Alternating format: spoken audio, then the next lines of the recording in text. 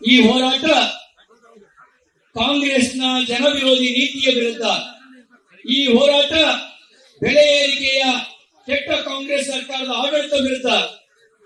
ಇಲ್ಲಿ ಹಾಕಿದ್ದಾರೆ 10 ತಲೆಯ ರಾವಣ. 10 ತಲೆಯ ರಾವಣ ಇದ್ದಿದ್ದು ಕ್ಷೇತ್ರಯುಗದಲ್ಲಿ, ಇದು ಕಲಿಯುಗ. ಈ ಕಲಿಯುಗದಲ್ಲಿ ಕರ್ನಾಟಕ ಕಾಂಗ್ರೆಸ್ ಸರ್ಕಾರದ ರಾವಣನ ತಲೆ ಇರೋದು 33 ತಲೆ, 66 ಕೈ. 33 ತಲೆ, 66 ಕೈಗಳು ಮಾಡ್ತಿರೋದು ಕೇವಲ ಲೂಟಿ ಲೂಟಿ ಲೂಟಿ. ಏನ್ ಮಾಡ್ತಾ ಇದ್ದಾರೆ?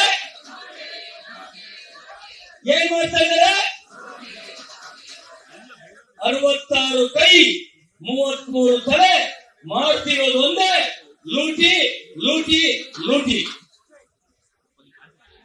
ಕೋಟಿಗೆ ಲೆಕ್ಕನೇ ಇಲ್ಲ. ಲೂಟಿ ಮತ್ತು ಕೋಟಿಗೆ ಲೆಕ್ಕನೇ ಇಲ್ಲ. ಲೆಕ್ಕ ಯಾವ್ಯಾವುದು ಅಂತ ಹೇಳ್ಬೇಕಾ? ಹೇಳಿ ಲೆಕ್ಕ ಹೇಳ್ತೀನಿ. ವಾಲ್ಮೀಕಿ ಅಭಿವೃದ್ಧಿ ನಿಗಮದಲ್ಲಿ, ಅಂಬೇಡ್ಕರ್ ಅಭಿವೃದ್ಧಿ ನಿಗಮದಲ್ಲಿ, ಕಾರ್ಮಿಕ ಇಲಾಖೆಯಲ್ಲಿ, ಅಬಕಾರಿ ಇಲಾಖೆಯಲ್ಲಿ, ಪಶುಸಂಗೋಪನಾ ಇಲಾಖೆಯಲ್ಲಿ, ಕಂದಾಯ ಇಲಾಖೆಯಲ್ಲಿ, ಮೂಡಾದಲ್ಲಿ, ಬಿಡಿಎಯಲ್ಲಿ. ಬೆಂಗಳೂರಿನ ಜನ ಒಂದು ಹೊಸ ತೆರಿಗೆ ಕೊಡಬೇಕು. ಔರಂಗಜೇಬನ ಕಾಲದಲ್ಲಿ ಇದ್ದಿದ್ದು ಜಜಿಯ ಅಂತ ಒಂದು ತಲೆಗಂದಾಯ. ಈಗ ಸನ್ಮಾನ್ಯ ಸಿದ್ದರಾಮಯ್ಯನವರು, ಸನ್ಮಾನ್ಯ ಡಿ.ಕೆ. ಶಿವಕುಮಾರ್ ಅವರ ನೇತೃತ್ವದಲ್ಲಿ ಅಡಿಗೆ 100 ರೂಪಾಯಿ ತೆರಿಗೆ ಅಲ್ಲ, ಸೆಸ್ ಅಲ್ಲ. ಯಾವ್ದು ಅಶೋಕ್ ಅವರೇ? ಬಾಯಿ ಬಿಟ್ಟು ಹೇಳಿ, ಹೆದರಬೇಡಿ, ನಾವಿದ್ದೀವಿ, ಧೈರ್ಯವಾಗಿ ಹೇಳಿ. ಯಾವುದು? ಲಂಚ. ಅಡಿಗೆ 100 ರೂಪಾಯಿ ಲಂಚ, ಪ್ಲಾನ್ ಸ್ಯಾಂಕ್ಷನ್ಗೆ ಲಂಚ. ಗುಟ್ಟಾಗಿ ಏನು ಮಾಡ್ತಿಲ್ಲ, ಬಹಿರಂಗವಾಗಿ ಮಾಡ್ತಾ ಇದ್ದಾರೆ. ಯಾರಾದ್ರೂ ಕೇಳಿದ್ರೆ ಹೇಳ್ತಾರೆ, ಅದ್ರಲ್ಲಿ ಏನ್ ಕನ್ಸೆಷನ್ ಇಲ್ಲ, ಅಡಿಗೆ 100 ರೂಪಾಯಿ ಕೊಡ್ಲೇಬೇಕು. ಏನ್ ಮಾಡ್ಬೇಕು? ಅಡಿಗೆ 100 ರೂಪಾಯಿ ಕೊಡ್ಲೇಬೇಕು. ಯಾವ ಕನ್ಸೆಷನ್ ಇಲ್ಲ. ಆಕ್ಯುಪೇಷನ್ ಸರ್ಟಿಫಿಕೇಟ್, ಓಸಿ, ಆಕ್ಯುಪೇಷನ್ ಸರ್ಟಿಫಿಕೇಟ್, ಓಸಿಗೂ ಲಂಚ ಕೊಡ್ಬೇಕು. ಯಾರಾದ್ರೂ ಪ್ರಶ್ನೆ ಮಾಡಿದ್ರೆ ಗ್ಯಾರಂಟಿ ಯಾವುದು? ರಾಜಣ್ಣ ಹೇಳ್ತಾರಪ್ಪ ವಿಧಾನಸೌಧಗೆ, ಅಕಸ್ಮಾತ್ ಯಾರಾದ್ರೂ ಪ್ರಶ್ನೆ ಮಾಡಿದ್ರೆ ಗ್ಯಾರಂಟಿ. ಇದು ಈ ಸರ್ಕಾರದ ನೀತಿ. ಈ ಸರ್ಕಾರ ಬಂದ ಮೇಲೆ ಹೇಳಿದ್ದು ಪಂಚ ಗ್ಯಾರಂಟಿ. ನಿಮ್ ಬದುಕು ಬದಲಾಯಿಸ್ತೇವೆ, ಮತ್ತೆ ಇದು ಬೇರೆ ನುಡಿದಿದ್ದೇವೆ. ಜಾದವರೇ, ಬೆಲೆ ಏರಿಕೆ ಮಾಡ್ತೀವಿ ಅಂತ ಹೇಳಿದ್ರ? ಚುನಾವಣೆಗೆ ಮುಂಚೆ ಬೆಲೆ ಏರಿಕೆ ಮಾಡ್ತೀವಿ ಅಂತ ಹೇಳಿದ್ರೆ 136 ಅಲ್ಲ 36 ಸೀಟು ಬರ್ತಿರ್ಲಿಲ್ಲ. ಈಗ ಚಾಲೆಂಜ್ ಮಾಡ್ತೇವೆ. ಈಗ ವಿಧಾನಸಭೆ ವಿಸರ್ಜನೆ ಮಾಡಿ ಬನ್ನಿ ಜನರ ಹತ್ರ, ನಿಮ್ ಬೆಲೆ ಏರಿಕೆಯನ್ನು ಜನರು ಮುಂದಿಡಿ, ಗ್ಯಾರಂಟಿಯನ್ನು ಮುಂದಿಡಿ. ನಿಮಗೆ 36 ಸೀಟ್ ಬಂದ್ರೆ ಆಮೇಲೆ ಮಾತಾಡಿ. 100 ಸೀಟು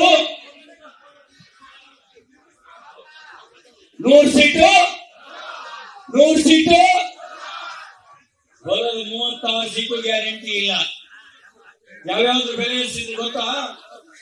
ಹಾಲಿನ ಬೆಲೆ 9 ರೂಪಾಯಿ ಜಾಸ್ತಿ ಮಾಡಿದ್ರು. ಎಷ್ಟು? 9 ರೂಪಾಯಿ ಜಾಸ್ತಿ ಮಾಡಿದ್ರು. 3 ಸರಿ ಏರಿಸಿದ್ರು ಹಾಲಿನ ಬೆಲೆ. ರೈತರ ಕೈಗೆ ಚಪ್ಪು ಕೊಟ್ಟರು, 9 ರೂಪಾಯಿ ಏರಿಸಿದ್ರು. ಅಷ್ಟು ಮಾತ್ರ ಅಲ್ಲ,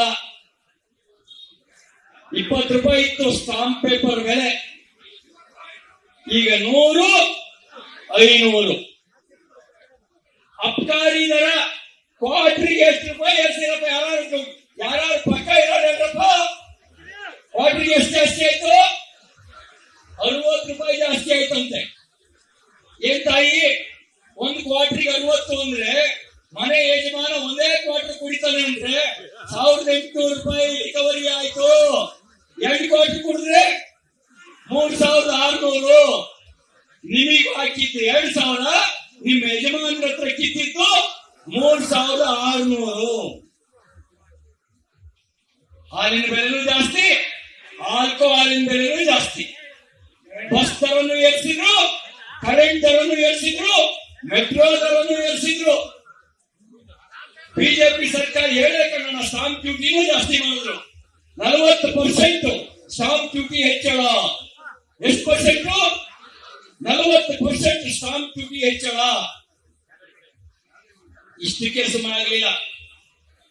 ಬರ್ತ್ ಸರ್ಟಿಫಿಕೇಟ್ ಬೆಲೆನೂ ಜಾಸ್ತಿ ಆಯ್ತು, ಇನ್ಕಮ್ ಸರ್ಟಿಫಿಕೇಟ್ ಬೆಲೆನೂ ಜಾಸ್ತಿ ಆಯ್ತು, ಡೆತ್ ಸರ್ಟಿಫಿಕೇಟ್ ಬೆಲೆನೂ ಜಾಸ್ತಿ ಮಾಡಿದ್ರು. ಹೆಣದ ಮೇಲೂ ಏನಾದ್ರು ತೆರಿಗೆ ಹಾಕಿದ್ರು ಸರ್ಕಾರ ಇದ್ರೆ, ಯಾವ ಸರ್ಕಾರ? ಯಾವ ಸರ್ಕಾರ? ಗಟ್ಟಿಯಾಗಿ ಹೇಳಿ, ಯಾವ ಸರ್ಕಾರ? ಹೆಣನೂ ಬಿಡದೆ ಇರೋ ಸರ್ಕಾರ ಯಾವುದು? ಹಣ ಕಂಡ್ರೆ ಬಾಯಿ ಬಿಡೋರನ್ನ ಕಂಡಿರ್ತೀವಿ, ಹೆಣದ ಮೇಲೂ ಟ್ಯಾಕ್ಸ್ ಹಾಕೋರನ್ನ ನೋಡಿದ್ರೆ ಅದ್ಯಾವ ಸರ್ಕಾರ? ಕಾಂಗ್ರೆಸ್ ಸರ್ಕಾರ. ಹೆಣದ ಮೇಲೂ ತೆರಿಗೆ ಹಾಕಿದ ಸರ್ಕಾರ. ಹಿಮಾಚಲ ಪ್ರದೇಶದಲ್ಲಿ ಅಲ್ಲಿಯ ಕಾಂಗ್ರೆಸ್ ಸರ್ಕಾರ ಚಂಬಿಡ್ಕೊಂಡು ಹೋಗ್ತಾರಲ್ಲ, ಇಲ್ಲಿಗೆ ಸಂಡಾಸಿಗೆ, ಅದಕ್ಕೂ ಟ್ಯಾಕ್ಸ್ ಹಾಕಿದ್ರು. ಶೌಚಾಲಯಕ್ಕೂ ಟ್ಯಾಕ್ಸ್ ಹಾಕಿದ್ರು. ಚೆನ್ನಿ, ಈ ಸರ್ಕಾರ ಗಾಳಿ ಮೇಲೆ ಒಂದು ಟ್ಯಾಕ್ಸ್ ಹಾಕಿಲ್ಲ. ಆಡು ಮುಟ್ಟದ ಸೊಪ್ಪಿಲ್ಲ. ಸಿದ್ದರಾಮಯ್ಯನವ್ರ ಸರ್ಕಾರ ಆಗ್ತಾ ಇರುವ ತೆರಿಗೆ ಆಡು ಮುಟ್ಟದ ಸೊಪ್ಪಿಲ್ಲ. ಹಾಗೆ ಸಿದ್ದರಾಮಯ್ಯನವ್ರ ಸರ್ಕಾರ ಆಗ್ತಾ ಇರುವ ತೆರಿಗೆಯೇ ಇಲ್ಲ. ಯಾವುದನ್ನು ಬಿಟ್ಟಿದ್ದಾರೆ? ಒಂದು ಟ್ರಾನ್ಸ್ಫಾರ್ಮರ್ಗೆ ಬಿಜೆಪಿ ಸರ್ಕಾರ ಇದ್ದಾಗ ನಮಗೆ ಎಷ್ಟು ಕೊಡ್ಬೇಕಿತ್ತು ಹೇಳಿ? 30,000. ಈಗ 33. ಎಷ್ಟು ಕೊಡ್ಬೇಕಿಲ್ಲ? ಈಗ 3 ಲಕ್ಷ. ಬಿಜೆಪಿ ಇದ್ದಾಗ 30,000. ಈಗ ರೈತ ಪರವಾಗಿರೋ ಸಿದ್ದರಾಮಯ್ಯ ಹಾಕಿರೋದು 3 ಲಕ್ಷ. 3 ಲಕ್ಷ ಒಂದು ಟ್ರಾನ್ಸ್ಫಾರ್ಮರ್ಗೆ. ಅಷ್ಟು ಮಾತ್ರ ಅಲ್ಲ, ಅಶ್ವಥ್ ನಾರಾಯಣ್ ಇಲ್ಲೇ ಇದ್ರು. ಎಲ್ಲೋದ್ರಪ್ಪ ಅಶ್ವಥ್ ನಾರಾಯಣ್? ಸ್ಮಾರ್ಟ್ ಮೀಟರ್ ಕೇರಳದಲ್ಲಿ 900 ರೂಪಾಯಿ, ಕರ್ನಾಟಕದಲ್ಲಿ 4,800 ರೂಪಾಯಿ. ಎಂತ single phase, double phase, 3 phase, ಅದಕ್ಕೆಲ್ಲ ರೇಟ್ ಜಾಸ್ತಿ ಆಗ್ತಾ ಹೋಗುತ್ತೆ. ಒಟ್ಟು ಕಲೆಕ್ಷನ್ ಎಷ್ಟಾಗುತ್ತೆ ಗೊತ್ತಾ? 15,000 ಕೋಟಿ. ಎಷ್ಟು ಸಾವಿರ ಕೋಟಿ? 15,000 ಕೋಟಿ ಕಲೆಕ್ಷನ್. ಅದಕ್ಕೆ ಹೇಳಿದೆ, ಬರೀ 10 ತಲೆ ಸಾಕಾ? ಬರೀ 10 ತಲೆ ಸಾಕೇನ್ರಿ? 10 ತಲೆ ಸಾಕಾಗಲ್ಲ. ಈ ಭ್ರಷ್ಟ ಕಾಂಗ್ರೆಸ್ಸಿಗೆ ಈಗಿರುವ ತಲೆ 33 ತಲೆ. ಎಷ್ಟು ಕೈ? ಕೈ ಇಟ್ಟಲ್ಲೆಲ್ಲ ಜನಸಾಮಾನ್ಯರ ಬದುಕು ಭಸ್ಮ. ಜನಸಾಮಾನ್ಯರ ಬದುಕಿನ ಮೇಲೆ ಬರೆ ಎಸೆದ ಸರ್ಕಾರ ಇವರು. ಬಂಡೆಯಂತ ಸರ್ಕಾರ ಅಲ್ಲ, ಬಂಡತನದ ಸರ್ಕಾರ. ಎಂತ ಸರ್ಕಾರ? ಬಂಡೆಯ ಸರ್ಕಾರ ಅಲ್ಲ. ಎಂತ ಸರ್ಕಾರ? ಬಂಡ ಸರ್ಕಾರ ಇದು. ಯಾಕೆಂದ್ರೆ ಬಿಜೆಪಿ ಹೋರಾಟ ಮಾಡ್ತೀವಿ ಅಂತ ಹೇಳಿದ ಮೇಲೂ ಕೂಡ ರಾತ್ರಿ ಡೀಸೆಲ್ ಬೆಲೆ ಏರಿಸ್ತಾರೆ ಅಂತ ಹೇಳಿದ್ರೆ ಇದು ಎಂತ ಸರ್ಕಾರ? ಇದು ಬಂಡ ಸರ್ಕಾರ. ಇದು ಯಾವುದು ಬಿಟ್ಟಿಲ್ಲ, ಇವರು ಯಾವುದನ್ನು ಬಿಟ್ಟಿಲ್ಲ. ತಾಯಿ 2,000 ರೂಪಾಯಿ ಕೊಟ್ಟು ಪಿಕ್ ಪ್ಯಾಕೆಟ್ ಮಾಡ್ತಾ ಇಲ್ಲ, ದರೋಡೆ ಮಾಡ್ತಾ ಇದ್ದಾರೆ. ಬರೀ ದರೋಡೆ ಮಾಡ್ತಾ ಇಲ್ಲ, ಹಗಲು ದರೋಡೆ ಮಾಡ್ತಾ ಇದ್ದಾರೆ. ಎಂತ ದರೋಡೆ ಮಾಡ್ತಾ ಇದ್ದಾರೆ? ಹಗಲು ದರೋಡೆ ಮಾಡ್ತಾ ಇದ್ದಾರೆ. ಅವರಿಗೂ ಗ್ಯಾರಂಟಿ ಇದೆ, ಮತ್ತೆ ನಮ್ಮ ಸರ್ಕಾರ ಬರೋಲ್ಲ, ಕಾಂಗ್ರೆಸ್ ಸರ್ಕಾರ ಬರೋಲ್ಲ ಅನ್ನೋದು ಕಾಂಗ್ರೆಸ್ನವರಿಗೆ ಗ್ಯಾರಂಟಿ ಆಗಿದೆ. ಅದಕ್ಕೆ ವ್ಯಾಪಾರಕ್ಕೆ ಬರೀ ಅವ್ರು ಮಾತ್ರ ಇಳಿದಿಲ್ಲ, ಹೆಂಡ್ರು ಮಕ್ಕಳು ಇಳ್ಕೊಂಡವ್ರೆ.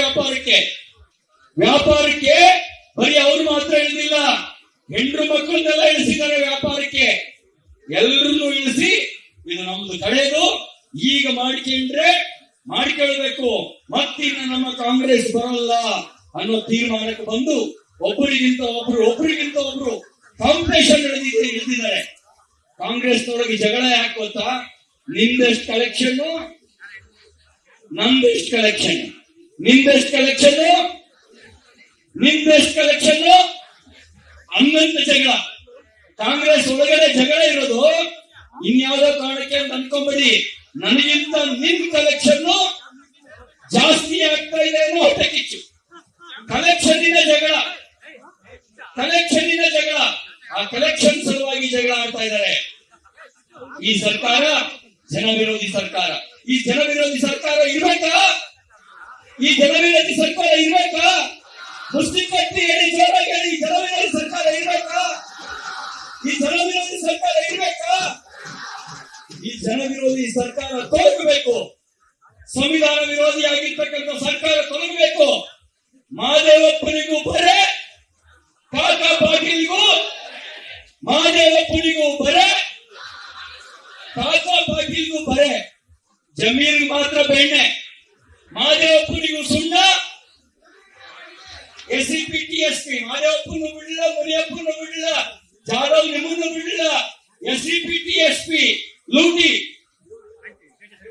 ನಿಮ್ಮ ಕಣ್ಣಿಗೆ ಬೆಣ್ಣೆ, ಜಮೀರ್ ಮಾತ್ರ, ನಿಮ್ ಕಣ್ಣಿಗೆ ಸುಣ್ಣ, ಜಮೀರಿಗೆ ಬೆಣ್ಣೆ. ಸಂವಿಧಾನ ವಿರೋಧಿಯಾಗಿ 4% ಗುತ್ತಿಗೆ ಮೀಸಲಾತಿ, ಮತಾಧಾರಿತ ಮೀಸಲಾತಿಯನ್ನ ಡಾಕ್ಟರ್ ಅಂಬೇಡ್ಕರ್ ಒಪ್ಪಲಿಲ್ಲ. ಒಬ್ಬ KPCC ಅಧ್ಯಕ್ಷ, ಉಪಮುಖ್ಯಮಂತ್ರಿ ಹೇಳ್ತಾರೆ, we will be changing the constitution. Let me watch, let me see.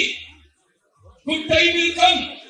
We will be changing the constitution. ಯಾರು ಹೇಳ್ತಿದ್ದನ್ನ? ಯಾರು ಹೇಳಿದ್ದು? ಬಿಡ್ತೀರ ಸಂವಿಧಾನ ಬದಲಾಯಿಸಕ್ಕೆ? ಬಿಡ್ತೀರಂದ್ರೆ ಸಂವಿಧಾನ ಬದಲಾಯಿಸಕ್ಕೆ? ಭಾರತದ ಜನ ಇದ್ದಾರೆ, ಭಾರತೀಯ ಪ್ರಜೆಗಳಿದ್ದಾರೆ, ಸಂವಿಧಾನ ಬದಲಾಯಿಸಕ್ ಬಿಡಲ್ಲ. ಕಾಂಗ್ರೆಸ್ ಪಾಕಿಸ್ತಾನ ಕಳಿಸಿದ್ರು ನಮ್ಮ ದೇಶವನ್ನ, ನಮ್ಮ ಸಂವಿಧಾನವನ್ನ ಉಳಿಸ್ಕೊಳ್ತೇವೆ. 4% ಮೀಸಲಾತಿ ಸಂವಿಧಾನ ವಿರೋಧಿಯಾಗಿ ಪತ್ರಕರ್ತರು ಪ್ರಶ್ನೆ ಮಾಡಿದ್ರೆ ರಾಷ್ಟ್ರದಿಂದ ಉತ್ತರ ಕೊಡ್ತಾರೆ, we will be changing the constitution. ಏನ್ ಸೊಪ್ಪು ಇವರಿಗೆ? ಅಂಬೇಡ್ಕರ್ ಕೊಟ್ಟಿರೋ ಸಂವಿಧಾನ ಬದಲಾಯಿಸಕ್ಕೆ ಬಿಡ್ಬೇಕಾ? ಒಬ್ಬ DK ಶಿವಕುಮಾರ್ ಅಲ್ಲ, 1000 DK ಶಿವಕುಮಾರ್ ಅಂತವರು ಬಂದ್ರು ಕೂಡ ಈ ದೇಶದ ಜನ ಸಂವಿಧಾನ ಉಳಿಸ್ಕೊಳ್ತೇವೆ, ಅಂಬೇಡ್ಕರ್ ಅವರ ಆಶಯಕ್ಕೆ ಧಕ್ಕೆ ಹಾಕಕ್ಕೆ ಬಿಡೋದಿಲ್ಲ ಅಂತ ಹೇಳಿ ಎಚ್ಚರಿಸಬೇಕು ಬೇಡವಾ? ಬರೀ DK ಅಲ್ಲ, ಅವ್ರ ಗುರು ಯಾರೋ ಗುರು, ಆ ಕೋತುವಾಲ ಹುಟ್ಟು ಬಂದ್ರು ಸಂವಿಧಾನ ಬದಲಾಯಿಸೋದಕ್ಕೆ ಬಿಡ್ತೀರಾ? ಸಂವಿಧಾನ ಬದಲಾಯಿಸಕ್ಕೆ ಬಿಡ್ಬೇಕಾ? ನಮ್ಮ ಹೋರಾಟ ಸಂವಿಧಾನ ಉಳಿಸೋದಕ್ಕೆ, ನಮ್ಮ ಹೋರಾಟ ಜನರ ಬದುಕನ್ನು ರಕ್ಷಣೆ ಮಾಡೋದಕ್ಕೆ, ನಮ್ಮ ಹೋರಾಟ ಒಂದ್ ಕಣ್ಣಿಗೆ ಬೆಣ್ಣೆ, ಒಂದ್ ಕಣ್ಣಿಗೆ ಸುಣ್ಣ, ಈ ನೀತಿಯ ವಿರುದ್ಧ ನಮ್ಮ ಹೋರಾಟ, ನಮ್ಮ ಹೋರಾಟ ಬೆಲೆ ಏರಿಕೆ ವಿರುದ್ಧ ನಮ್ಮ ಹೋರಾಟ. ಇದು ಆರಂಭ ಮಾತ್ರ. ಭಾರತೀಯ ಜನತಾ ಪಾರ್ಟಿ ಈ ಹೋರಾಟವನ್ನ ಮನೆ ಮನೆಗೆ ಮುಟ್ಟಿಸಬೇಕು. ಅನ್ಯಾಯದ ವಿರುದ್ಧ ಜನಾಭಿಪ್ರಾಯವನ್ನು ರೂಪಿಸಬೇಕು, ಜನಾಂದೋಲನ ಆಗಬೇಕು. ಅನ್ಯಾಯದ ವಿರುದ್ಧ ಜನಾಕ್ರೋಶ ಸ್ಫೋಟಗೊಳ್ಳಬೇಕು. ಆಗ ಮಾತ್ರ 33 ತಲೆಯ ರಾವಣ